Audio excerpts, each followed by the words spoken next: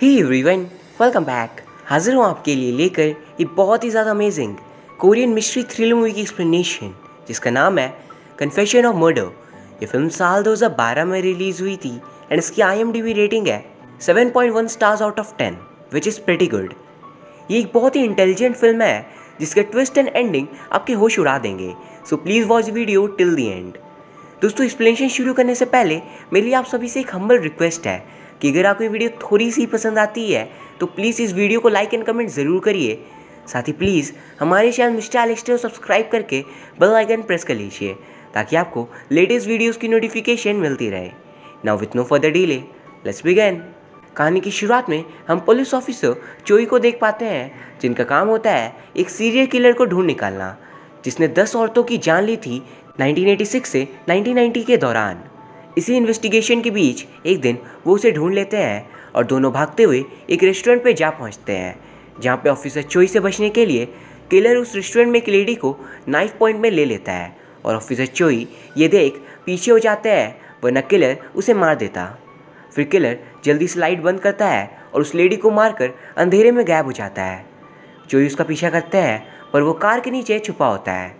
और जैसे ही वो बाहर निकलकर भागता है चोई भी उसे देख उसके पीछे भागते हैं। दोनों एक बिल्डिंग के टेरेस पे जा पहुंचते हैं जहां चोई उस किलर को गन पॉइंट पे ले लेते हैं। पर जैसे ही वो उसे हथकड़ी लगाने वाले होते हैं अचानक किलर उन्हें चकमा देकर बिल्डिंग से कूद जाता है। ये देख ऑफिसर चोई उसके कंधे पर गोली चलाते हैं और बिल्डिंग से नीचे की ओर भागते हैं। नीचे पहुंचकर वो सावधानी से अपने कदम आगे की ओर बढ़ाते हैं कि तभी किलर उन पर चाकू से हमला करता है। वो उन्हें धक्का देकर गन नीचे गिरा देता है और उन्हें बहुत मारता है एंड ऑफिसर चोई घायल हो जाते हैं। किलर उन्हें जान से नहीं मारता ये कहते हुए मेरे पास तुम्हारे लिए कुछ बड़े प्लान्स हैं जिसका हमें आगे पता चलेगा। फिर वो चोई के फेस पे नाइफ से निशान बनाता है और वहाँ से चला जाता है एंड चोई चिल्लाते रह जाते हैं। यहाँ एक गौर करने वाली बात ये थी कि किलर के फेस पे मास्क था और इसी वजह से ऑफिसर ने उसका फेस नहीं देखा था। ना दोस्तों, अब कहानी 15 साल बाद सन 2005 में आ जाती है और अभी तक किलर को कोई पकड़ नहीं पाया था। और तभी हमें पता चलता है उस दौर में कोरिया में एक लॉ था स्टैच्यू ऑफ लिमिटेशन जिसके तहत पुलिस ऑफिसर्स के पास एक स्पेसिफिक टाइम होता है किसी केस को सॉल्व करने का। एंड इस केस को सॉल्व करने का टाइम पीरियड 15 साल का था जो कि अब ख़त्म हो चुका है। यानी कि अगर अब किलर सामने से आकर भी क्लेम करे कि मैं ही किलर हूँ तो भी पुलिस उसे कुछ भी नहीं कर सकती। फिर हमें पता चलता है ऑफिसर चोई एक एल्कोहलिक बन चुके हैं और केस सॉल्व न कर पाने के कारण उन्हें हमेशा गिल्ट महसूस होता है। अचानक उन्हें कॉल आता है और फ़ोन पे एलेक्स नाम का बंदा था। दरअसल एलेक्स उसी लेडी का बेटा है जो फिल्म की शुरुआत में किलर के हाथों मारी जाती है। दरअसल किलर को न पकड़ पाने के कारण एलेक्स के मन में गुस्सा और शर्मिंदगी थी क्योंकि उसकी मदर को उसी ने मारा था। फिर चोई के लाख समझाने के बावजूद एलेक्स वहाँ से कूद जाता है और चलती बस के अंदर घुस जाता है जिससे उसकी मौत हो जाती है। एंड ये देख चोई पूरी तरह से शॉक रह जाते हैं। एंड अब कहानी 2 साल आगे आ जाती है सन 2007। चोई को अपने कलीग का कॉल आता है एंड वो उसे कहता है जल्दी से टीवी खोलो। एंड टीवी पे एक न्यूज़ रिपोर्टर बताती है कि एक बंदा जिसका नाम है माइक वो क्लेम कर रहा है सालों पहले जो सीरियल किलिंग्स हुई थी जो कि अनसॉल्व्ड है उसका मर्डर वही है। उसने एक बुक लिखी है इसी के ऊपर जिसे वो आज रिलीज़ करेगा। वो ये भी बताती है माइक ने एक प्रेस कॉन्फ्रेंस रखा है जिसमें वो बुक लॉन्च भी करेगा और किलिंग से रिलेटेड बातें भी। फिर हम माइक को देख पाते हैं जो कि एक हैंडसम चार्मिंग बंदा होता है एंड उसे देख फीमेल रिपोर्टर्स केस को छोड़ उसके लुक्स के बारे में उससे पूछने लगती हैं। उसके बाद प्रेस कॉन्फ्रेंस की शुरुआत होती है और एक रिपोर्टर कहता है इतना सब कुछ हो जाने के बाद तुम बच गए थे तो आज जाकर तुम सच क्यों बता रहे हो, इसके पीछे क्या कारण है। माइक कहता है मेरा विश्वास करना तुम्हारे लिए मुश्किल होगा पर मैं अपनी गलतियों के लिए शर्मिंदा हूँ।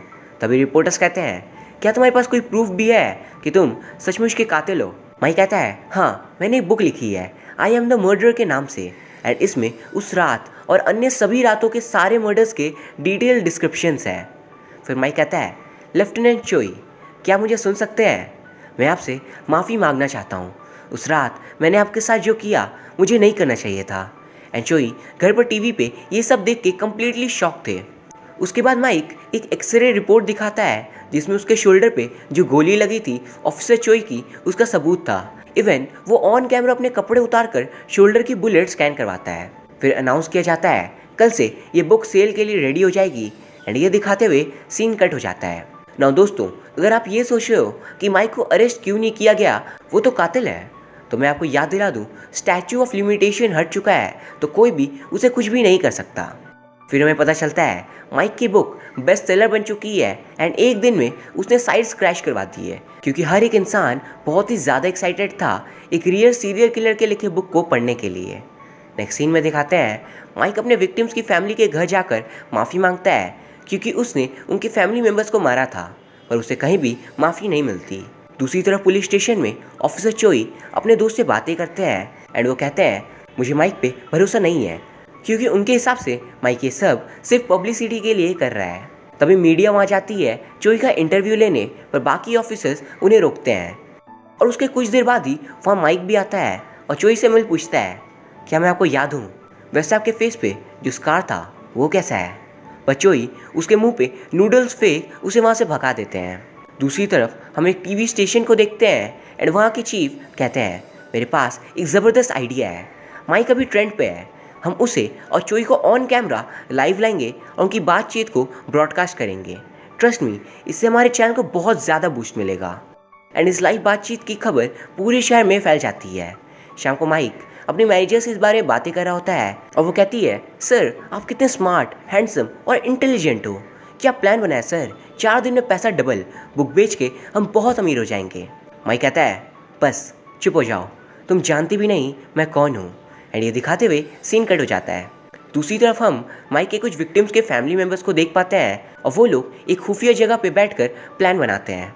हमें पता चलता है माइक ने बहुत सी लड़कियों को मारा था, बट एक को किडनैप किया था जिसकी आज तक न लाश मिली है और न ही ये पता चला है वो कहाँ है। एंड उस विक्टिम का नाम है लूसी। लूसी की मदर और बाकी मौजूद लोग एक प्लान बनाते हैं कि माइक के आसपास हमेशा गार्ड्स और सिक्योरिटी रहती है, सिवाय एक वक्त जब वो क्लब में स्विमिंग कर रहा होता है तो बॉडीगार्ड्स पूल के बाहर खड़े होते हैं। यही सही समय है। लूसी की मदर कहती है हम उस किलर को इतना दर्द देंगे कि उसने सोचा भी नहीं होगा, बट पहले उससे मेरी बेटी कहाँ है वो पता करना होगा, उसके बाद हम उसे जान से मार देंगे। अगले दिन माइक स्विमिंग कर रहा था कि तभी एक टीम मेंबर गार्ड्स की नज़रों से बचकर पूल में सांप डाल देता है और फिर एक सांप माइक के चेहरे पर अटैक करता है और माइक ज़ोरों से चिल्लाकर पानी से बाहर आता है। गार्ड्स ये देख डर जाते हैं और समझ नहीं पाते वो उसे कैसे बचाएं, बट किसी तरह माइक पुल के एज में आता है और उसे उठाकर गार्ड्स एम्बुलेंस तक लेकर आते हैं और माइक बेहोश हो चुका था। बट एम्बुलेंस के बंदे भी विक्टिम के फैमिली मेम्बर्स की टीम थी और वो लोग माइक को एम्बुलेंस में बैठा लेते हैं कि तभी असली एम्बुलेंस वाले भी वहाँ आते हैं और ये देख नकली लोग वहाँ से भाग जाते हैं। माइक की सिक्योरिटी गार्ड्स उनका पीछा करते हैं और इधर ऑफिसर चोई तक भी ये खबर पहुँच जाती है। वो मेन रोड पे ही थे और वो जल्दी से एम्बुलेंस तक पहुँचते हैं। फिर दिखाते हैं चोई एम्बुलेंस के ड्राइवर के फेस को देख कुछ याद करते हैं, मानो जैसे वो उस इंसान को जानते हों। तब ये एम्बुलेंस में माइक की भी आंखें खुल जाती है और वो टीम मेंबर्स को धक्का देकर एम्बुलेंस से बाहर भागता है। एंड यहाँ पे एक फनी चेस सीक्वेंस होता है। एक तरफ माइक के आदमी और चोई से बचाने के लिए आते हैं और दूसरी तरफ विक्टिम्स के पेरेंट्स की टीम उसे पकड़ने, पर किसी तरह माइक को एम्बुलेंस वाले पकड़ लेते हैं और उसे लेकर भागने में कामयाब होते हैं। एंड चोई हैरान रह जाता है क्योंकि एम्बुलेंस के लोगों के फेस को देख वो समझ आता है ये तो माइक के विक्टिम्स की फैमिलीज़ हैं। ये बात सोच वो बहुत परेशान था कि आखिर वो लोग इसे किडनैप क्यों कर रहे हैं, बट वो बाकी ऑफिसर्स को इस बारे में नहीं बताता। इंस्टेड वो एक स्पेशल इन्वेस्टिगेशन किट मंगवाता है और बिना बताए कहीं चला जाता है।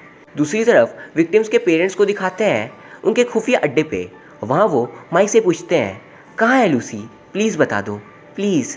पर इससे पहले माइक कुछ बोल पाता लाइट्स ऑफ हो जाती है और किसी को भी कुछ भी नहीं दिखाई देता। हम देख पाते हैं कोई बंदा अंधेरे में मास्क के ग्रीन लेंस के कारण सब कुछ देख पाता है और वो माइक को चुरा कर वहाँ से भाग कर ले जाता है। फैमिली वाले उसका पीछा करते हैं और हमला भी, पर इससे पहले वो भाग चुका था। फिर हमें पता चलता है वो बंदा और कोई नहीं बल्कि चोई था और वो माइक को एक मोटेल में छोड़ देता है एक नोट के साथ। उस पर लिखा था अगर किसी को भी कुछ भी बताया कि किडनैपर्स कौन है तो इस बार तुम किडनैप नहीं बल्कि मारे जाओगे। और दूसरे दिन माइक मीडिया में कहता है मुझे किडनैप मेरे ओवर एक्साइटेड फ्रेंड्स ने किया था और वो फैमिलीज़ वाली बात किसी को भी नहीं बताता। वो ये भी कहता है मैं उन पर कोई चार्जेस नहीं लगाऊंगा क्योंकि मैंने खुद ही बहुत से गुनाहों को अंजाम दिया है। रिपोर्टर कहती है कि आप लाइव शो में आओगे, माइक कहता है बिल्कुल, ये भी कोई पूछने की बात है। दूसरी तरफ हम चोई को पुलिस स्टेशन में देखते हैं। वो बाकी ऑफिसर से बात कर रहा होता है कि तभी वहाँ लूसी की मदर आती है और उसे ज़ोर से स्लैप मारकर चली जाती है। हम देख पाते हैं लूसी की मदर के फेस में एक अलग सा गुस्सा था और चोई की आंखों में शर्मिंदगी, मानो जैसे इन दोनों के बीच कोई कनेक्शन हो। दूसरी तरफ हम जेन नाम की लड़की को देखते हैं जो कि लूसी की मदर वाली टीम में थी और वो कहीं जाने के लिए निकल जाती है। अगली सीन में दिखाते हैं public debate Mike versus Choi. Live show का दिन आ गया था और माइक और चोई आमने सामने बैठे थे एंड इस शो को पूरे देश भर में लोग देख रहे होते हैं। डिबेट के होस्ट शो को स्टार्ट करते हैं एंड शुरुआती बातचीत में डिबेट हीट होने लगती है। चोई माइक से कहता है तुमने 10 औरतों की हत्या की, पर क्या तुम्हें पता है उसी दौरान एक लूसी नाम की लड़की गायब हुई थी और आज तक उसकी ना ही लाश मिली है ना ही वो, और मुझे पूरी उम्मीद है उसी सीरियल किलर ने उसे किडनैप किया है जिसने औरतों को मारा था। तो अगर तुम सीरियल किलर हो तो बताओ कहाँ है लूसी। पर माइक साफ इनकार कर देता है कि उसने किसी को भी किडनैप नहीं किया एंड वो उस लड़की के बारे में कुछ भी नहीं जानता, पर उन 10 औरतों को उसी ने ही मारा था। फिर चोई कहता है अच्छा माना तुम सीरियल किलर हो तो प्रूफ करो। तुम्हें हमारी मुलाकात की आखिरी रात तो याद ही होगी। उस दिन तुमने मुझसे कुछ कहा था, क्या तुम बता सकते हो तुमने क्या कहा था? माइक कहता है नहीं, मुझे याद नहीं। किसी भी नॉर्मल इंसान को इतनी पुरानी बात कैसे याद हो सकती है? चोई कहता है तुम किलर हो ही नहीं। और माइक कहता है मानो या ना मानो मैं ही किलर हूँ, अब तुम्हारी मर्जी, जो सोचना है सोच लो। फिर होस्ट डिबेट शांत करते हुए कहता है हमें पब्लिक से एक आदमी का कॉल आया है, चलिए उसकी ओपिनियन सुनते हैं। फ़ोन पे बंदा ऑफिसर चोई से रिलेटेड बहुत से फैक्ट्स बोलता है, लाइक वो कितना तेज़ दौड़ सकते हैं और फ्री टाइम में क्या क्या करते हैं, जो सिर्फ चोई जानते थे। फिर वो बंदा माइक से कहता है क्या तुम्हें जूडो आता है? जिस रात किलर ने फ्लिप किया था वो एक जूडो फ्लिप थी। माइक कहता है नहीं, मुझे नहीं आता, पर उस फ्लिप के लिए मुझे जूडो आना ज़रूरी नहीं। फ़ोन वाला बंदा कहता है पर मुझे तो जूडो आता है, तभी तो मैंने ये सब कुछ किया। माइक कहता है कौन हो तुम? कॉलर कहता है अरे यार, अभी तक नहीं पहचाना, यही फ़र्क है तुम में और मुझ में, और इसीलिए मैं आज तक नहीं पकड़ा गया, क्योंकि मैं कोई आम किलर नहीं हूँ। एंड ये कहते हुए कॉल कट हो जाता है। हम एज एन ऑडियंस सोचते हैं क्या यह बंदा सच का किलर था या फिर असली किलर माइक है। अगली सीन में डिबेट एंड हो जाती है और ऑफिसर चोई अपने दोस्त को लेकर वहाँ से निकलते हैं उस कॉलर को ट्रैक करने। और दूसरी तरफ जैसे ही माइक टीवी स्टेशन से बाहर आता है उसे जेन दूर से शूट कर देती है एंड माइक ज़मीन पर गिर जाता है। पुलिस सामने बिल्डिंग पर नोटिस करती है जेन को भागते हुए, पर इससे पहले वो भाग पाए ऑफिसर्स उसे घेर लेते हैं। दूसरी तरफ चोई कॉलर को ट्रैक कर लोकेशन पे पहुंचता है और वो लोकेशन चोई के खुद के घर की थी। चोई को लगता है कॉलर ने उसकी मदर को मार दिया होगा और वो पागलों जैसे चिल्लाने लगता है कि तभी उसकी मॉम रूम से बाहर आकर कहती है कौन सा आतंक मच गया जो इतनी रात को तुम चिल्ला रहे हो। पर तभी अचानक चोई सामने एक बंदे को हाथ हिलाते हुए नोटिस करता है एंड वो बंदा ही कॉलर था। चोई उसका पीछा कर सामने वाले घर में पहुंचता है, पर कॉलर गायब हो चुका था एंड वहाँ पे चोई को वीडियो टेप मिलती है जो वो अपने ऑफिस लाकर सुनता है। एंड दोस्तों उस टेप में और कोई नहीं बल्कि लूसी खुद थी, यानी कि लास्ट विक्टिम। यही फ़ोन कॉलर उसे टॉर्चर करता है और लूसी दर्द से चिल्लाती है प्लीज़ एक बार मुझे उससे मिलने दो प्लीज़।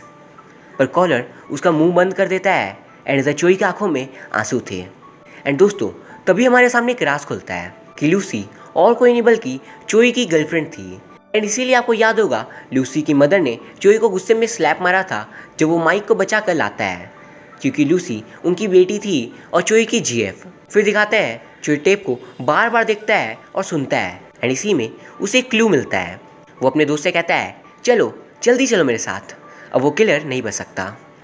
अगले सीन में दिखाते हैं चोई मीडिया को आकर कहता है जल्द ही एक लाइव डिबेट होगा मेरे, माइक और उस कॉलर के बीच। रिपोर्टर्स कहते हैं आपके हिसाब से कौन है असली किलर?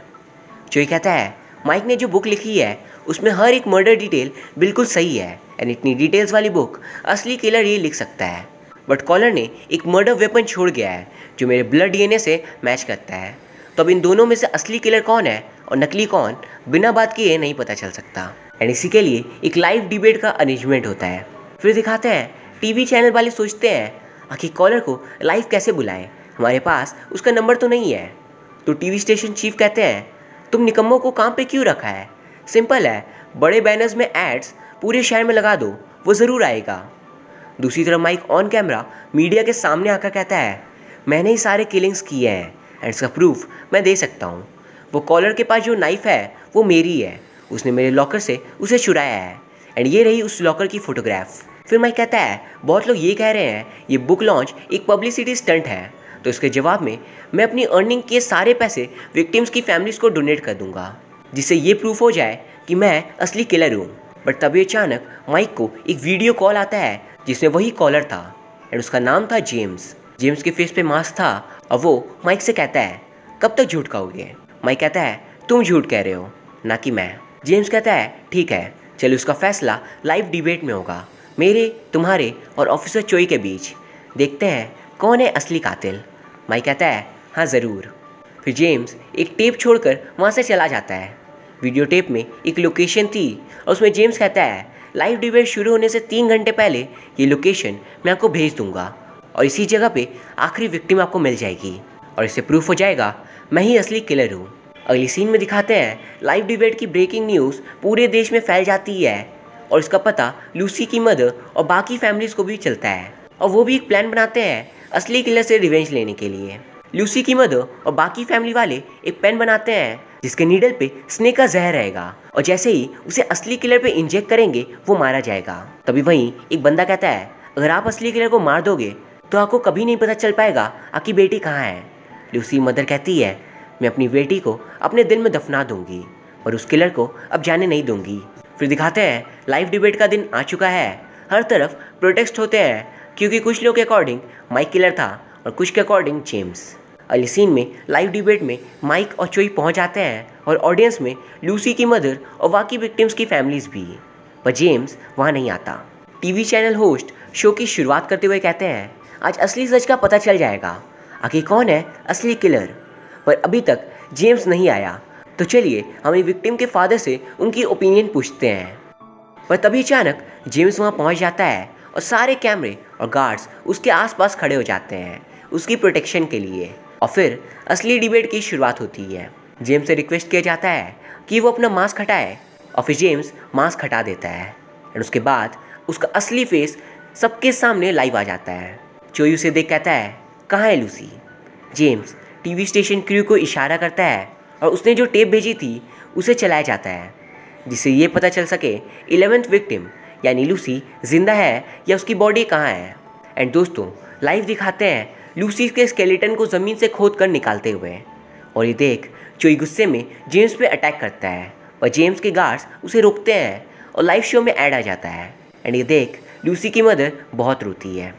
फिर जेम्स चोई से कहता है, शांत हो जाओ, तुम्हारी गर्लफ्रेंड को मरे 17 साल हो चुके हैं, अब किस चीज़ का प्यार। फिर वो कहता है, उसने उस रात वाइट ड्रेस पहनी थी एंड सच में वो बहुत खूबसूरत लग रही थी। फिर चोई मन में याद करता है कि उस रात वो लूसी को किस कर अलविदा कहता है और अपने घर लौट आता है एंड हो ना हो उसी वक्त जेम्स ने उसे मारा होगा। तभी शो वापस स्टार्ट होता है और होस्ट माइक से कहता है, अभी प्रूफ हो चुका है कि जेम्स ही असली किलर है, तो क्या आप अभी अपने स्टेटमेंट के साथ खड़े हो कि आपने 10 औरतों को मारा था? माइक चोई को देखते हुए कहता है, मैं कातिल नहीं हूँ, इनफैक्ट वो बुक भी मैंने नहीं लिखी। ऑडियंस, जेम्स और होस्ट सब हैरान हो जाते हैं, तो आखिर बुक किसने लिखी? एंड दोस्तों यह एक बहुत बड़ा राज रिवील होता है। माइक कहता है, ये बुक और किसी ने नहीं बल्कि ऑफिसर चोई ने लिखी है एंड मैं माइक नहीं बल्कि एलेक्स हूँ, जेम्स की पहली विक्टिम का बेटा। और दोस्तों आपको याद होगा एलेक्स की फिल्म की शुरुआत में मौत हुई थी बिल्डिंग से जंप करके एंड उस दिन एलेक्स की मौत हो गई थी हमेशा हमेशा के लिए और जन्म हुआ था माइक का एलेक्स की प्लास्टिक सर्जरी से। फिर माइक और चोई ने मिलकर एक बहुत ही बड़ा इफेक्टिव प्लान बनाया था। उन्होंने एक बुक लिखी आई एम द मर्डर के नाम से और चोई जो इस केस से जुड़ा था उसे सारे डिटेल्स पता थे विक्टिम्स कैसे मरे, तो उसने उसका यूज़ कर एक बुक लिखता है और एलेक्स के मरने से 2 साल बाद एंट्री होती है माइक नाम के शख्स की जो खुद को आसानी से किलर प्रूफ कर देता है। फिर चोई जेम्स से कहता है, मैं जानता था तुम पब्लिसिटी के भूखे हो, तभी तो तुमने इतने मर्डर्स किए जिससे तुम फेमस हो जाओ, पर जब तुम्हारी जगह कोई और आया तुम्हें बहुत गुस्सा आया क्योंकि कोई और तुम्हारे काम का श्रेय ले जा रहा था और ये देख तुमसे सहा नहीं गया और तुम खुद ही सामने आ गए। तभी वहाँ बैठे असली किलर जेम्स के होश उड़ जाते हैं और वो कहता है, चोई, मैंने तुम्हें कमज़ोर समझा, पर तुम मेरी सोच से ज़्यादा समझदार हो। पर तुमने इतनी मेहनत आखिर क्यों की, जबकि स्टैच्यू ऑफ लिमिटेशन हट चुका है? कोई मुझे कुछ भी नहीं कर सकता, क्योंकि 15 साल ख़त्म हो चुके हैं। चोई कहता है, मुझे सिर्फ ये जानना था लूसी कहाँ है। जेम्स कहता है, वो तो मर चुकी है। और ये कहकर जेम्स बहुत हंसता है कि उसकी जीत हुई है और बाकियों की हार। पर दोस्तों, तभी एक और बहुत बड़ा राज हमारे सामने खुलता है। तो दोस्तों, जैसा कि हम जानते हैं, जेम्स यानी सीरियल किलर ने 1986 से 1990 के दौरान 10 औरतों की हत्या की और एक को किडनैप किया, जो कि थी लूसी। और 1990 से 2005 तक 15 साल में भी पुलिस जेम्स को पकड़ नहीं पाई एंड स्टैच्यू ऑफ लिमिटेशन हटने के कारण अब उसे कुछ भी नहीं किया जा सकता। इवन अब तो 2007 चल रहा है, 17 साल हो चुके हैं। पर तभी चोई कहता है, तुमने लूसी को 1990 में नहीं बल्कि 1992 में मारा है। जेम्स, तुमने मुझे एक टेप दी थी कुछ दिनों पहले जिसमें लूसी बंधी हुई थी और तुम उसे टॉर्चर कर रहे थे। और उसी टेप में एक आवाज़ सुनाई देती है जो कि रेडियो की थी। फिर तुरंत वो टेप लाइव प्ले होती है एंड दोस्तों, वो रेडियो ब्रॉडकास्ट साल 1992 में हुआ था, 14 प्रेसिडेंशियल इलेक्शंस के दौरान। और चोई उस आवाज़ को सुन समझ जाता है कि लूसी 2 साल तक जेम्स के पास जिंदा थी। फिर चोई कहता है, 1992 से 2007 तक यानी 15 साल अब हुए हैं। और अगर रेडियो के टाइमिंग को देखें तो अब भी लीगली हमारे पास 14 मिनट है तुम्हें मारने के। एंड तभी एक पल में जेम्स की पूरी दुनिया हिल जाती है। अब तक जो सीरियल किलर आज़ाद था, वो चोई के समझदारी के आगे हार चुका है। चोई तुरंत जेम्स को गन पॉइंट पे ले लेता है और सारे विक्टिम्स के पेरेंट्स खुश हो जाते हैं, आज उनका दुश्मन मारा जाएगा। जेम्स कहता है, पता है, तुम्हारी लूसी के वुम में बच्चा था और वो मुझसे गिड़गिड़ाते हुए भीख मांगती है कि मैं उसे छोड़ दूँ, पर मैं उसे तड़पा कर मार देता हूँ। एंड चोई ये बात सुन बौखला जाता है और जेम्स को मारने ही वाला होता है कि तभी दूसरे ऑफिसर्स उसे रोकते हैं कानून को अपने हाथ में लेने से। एंड जेम्स मौके का फ़ायदा उठाकर वहाँ से भाग जाता है। सभी लोग उसका पीछा करते हैं पर जेम्स लूसी की मदर को सामने रखकर भागने में कामयाब होता है। तभी माइक जेम्स को लिफ्ट में जाते देखता है और उसमें और जेम्स में फाइट होती है। पर जेम्स उसे आसानी से हराकर कुछ गार्ड्स को मारकर एक बाइक की मदद से वहाँ से निकल जाता है। ऑफिसर चोई और पूरी पुलिस फोर्स उसे पकड़ने के लिए निकल जाते हैं। एंड दोस्तों, यह एक बहुत ही ज़्यादा इंटेंस चेस सीक्वेंस होता है, जिसके बाद चोई जेम्स को पकड़ लेता है और उन दोनों में बहुत लड़ाई होती है। बट बाकी ऑफिसर्स, मीडिया और लोग आके उसे रोकते हैं। जेम्स बहुत हंसता है, कैसा कानून है, चाहकर भी तुम मुझे मार नहीं सकते। तभी लूसी की मदर स्नेक वाली पेन से उस पर अटैक करने जाती है जिससे वो मारा जाए, पर चोई उन्हें रोक देता है। वो चिल्लाती है, अब तो मुझे उसे मारने दो, इतना कुछ उसने किया, हम उसे मार भी नहीं सकते। और जेम्स ये देख बहुत हंसता है। बट तभी अचानक जेम्स की आंखों से खून गिरने लगता है और वो ज़मीन पर गिर जाता है। एंड हम देख पाते हैं उस स्नेक वाली पेन से चोई ने जेम्स को खुद ही मार दिया। एंड जेम्स वहाँ तड़पता हुआ मारा जाता है और सभी लोग उसे देख रहे होते हैं। अगली सीन में दिखाते हैं 5 साल बाद सन 2012 चोई जेल से बाहर आते हैं एंड उन्हें जेम्स को मारने के लिए 5 साल की सज़ा हुई थी। फिर चोई को बाकी ऑफिसर्स, मीडिया और विक्टिम्स की फैमिली मिलने आते हैं और सब लोग साथ फ़ोटो खिंचवाते हैं। एंड इस सीन दिखाते हुए फिल्म एंड हो जाती है। ये कहानी साउथ कोरियन जस्टिस सिस्टम के खिलाफ आवाज़ उठाती है कि सही करने वाले ऑफिसर चोई को जेल की सज़ा मिली और गलत करने वाले सीरियल किलर जेम्स को 17 सालों की आज़ादी के बाद एक आसान मौत। पर एंड में अच्छाई ने बुराई को हरा दिया और चोई के मास्टर प्लान के कारण जेम्स को अपने गुनाहों की आसानी सही पर सज़ा तो मिल गई। और दोस्तों, let's take a quick summary जिससे आपको ये कहानी के सारे इवेंट्स अच्छे से समझ में आ जाए। तो ये कहानी है जेम्स नाम के सीरियल किलर की। वो एक ऐसा इंसान है जिसे फेम बहुत पसंद था एंड उसने 10 औरतों को जान से मारा था और एक लड़की लूसी को किडनैप भी किया था। एंड ये सब उसने साल 1986 से 1990 के दौरान किया था। ऑफिसर चोई एक दिन उसे पकड़ने में कामयाब होते हैं, पर जेम्स उन्हें मारकर भाग जाता है। फिर 2 साल बाद साल 1992 तक उसने लूसी को जिंदा रखा जो कि चोई की गर्लफ्रेंड थी। जेम्स ने उसे बहुत टॉर्चर करने के बाद एक दिन मार दिया। फिर 15 सालों बाद सन 2005 में स्टैच्यू ऑफ लिमिटेशन हट जाता है और उसे पकड़ने का टाइम खत्म हो चुका था। और ये देख एलेक्स, जो कि जेम्स के पहले विक्टिम का बेटा था, वो सुसाइड कर लेता है। और उसी के 2 साल बाद सन 2007 में माइक नाम का शख्स एक बुक लॉन्च करता है आई एम द मर्डरर के नाम से एंड क्लेम करता है कि वही सीरियल किलर है। ये देख जेम्स खुद को प्रूफ करने कि वो असली किलर है ऑन कैमरा आता है और वहाँ रिवील होता है माइक और कोई नहीं बल्कि खुद एलेक्स है और बुक चोई ने लिखी है और जेम्स उनके ट्रैप में फंस चुका है। फिर अपनी सूझबूझ से चोई जेम्स को गिल्टी प्रूफ कर देता है एंड ये भी प्रूफ कर पाता है कि अभी भी उनके पास 14 मिनट है उसे पकड़ने के। जेम्स ये सुन वहाँ से भाग जाता है पर एंड में चोई उसे मार देते हैं जिसके कारण उन्हें 5 सालों की सज़ा मिलती है। पर साल 2012 में वो रिलीज़ हो जाते हैं और वहाँ बहुत से लोग उससे मिलने आते हैं और उन सब में एक खुशी थी। And here the summary ends. ये फिल्म की सबसे बड़ी खासियत थी story, twist and turns and and का क्लाइमैक्स सबसे बेस्ट था। नॉट ओनली डैट, इसके एक्शन एंड चेस सीक्वेंस भी बहुत ही अच्छे थे and I would highly recommend कि आप एक बार इस फिल्म को ज़रूर देखो। एंड इसका लिंक आप मुझसे इंस्टाग्राम पे आकर ले सकते हो। बाय द वे दोस्तों, उम्मीद करता हूँ आपको ये वीडियो पसंद आई होगी। अगर हाँ तो प्लीज़ इसे लाइक और कमेंट ज़रूर करिए। साथ ही प्लीज़ हमारे चैनल मिस्टर एलेक्स को सब्सक्राइब करके बेल आइकन भी प्रेस कर लीजिए ताकि आपको लेटेस्ट वीडियोज़ की नोटिफिकेशन मिलती रहे। Thank you very much for watching. See you soon.